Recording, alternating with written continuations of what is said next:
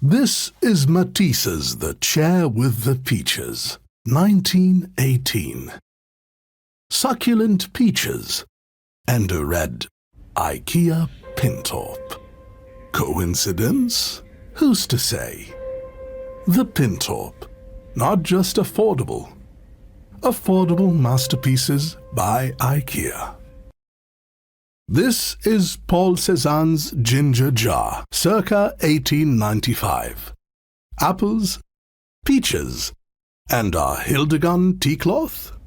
Did Paul manipulate the fabric of space and time, or just invent timeless fabric? The Hildegard, not just affordable.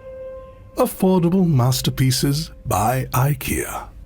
This is Hugo Simberg's In the Rocking Chair, 1908. A chair, a future wife, and a Ullerslev sheepskin. Off-white, fluffy, Instagram-worthy. The Ullerslev. Not just affordable. Affordable masterpieces by IKEA. This is Andreas Reading by Edvard Munch, 1883. A man, a book, a bunch of books, and a bookcase that looks like our Billy. Sheer luck or design ahead of its time? Billy, not just affordable.